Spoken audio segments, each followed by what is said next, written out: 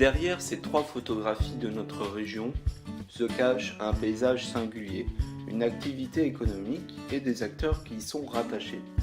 Chacun de ces espaces est aménagé et mis en valeur pour une activité économique, que ce soit dans l'agriculture, l'industrie ou les services. C'est ce qu'on appelle un espace productif.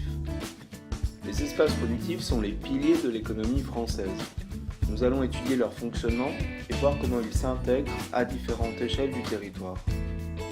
Les espaces productifs industriels connaissent de profondes mutations.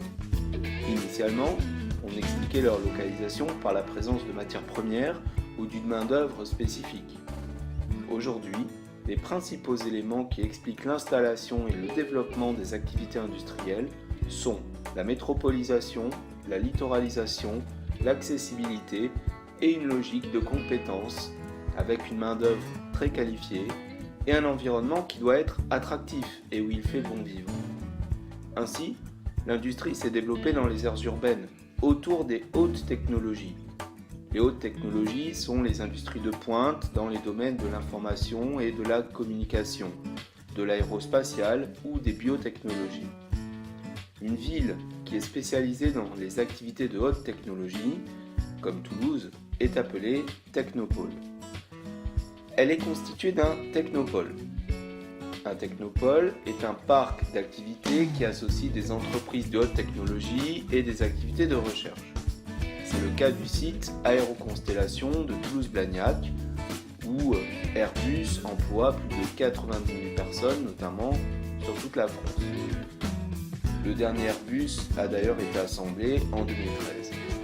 À une échelle plus fine, on parle de pôle de compétitivité, créé par l'État et les collectivités territoriales, qui associent des entreprises, des centres de recherche, de formation, autour d'un projet commun pour être le plus compétitif possible, le plus innovant.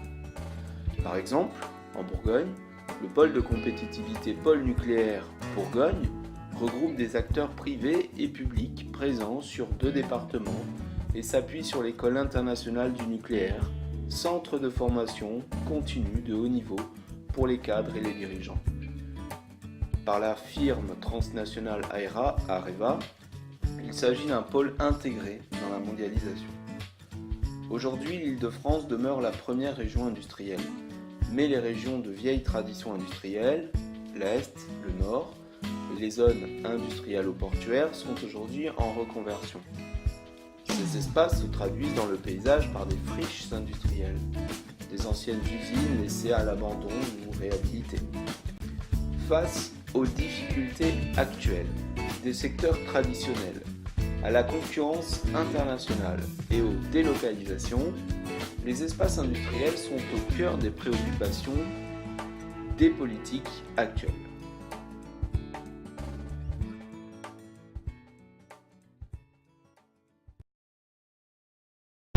Created using Powtoon.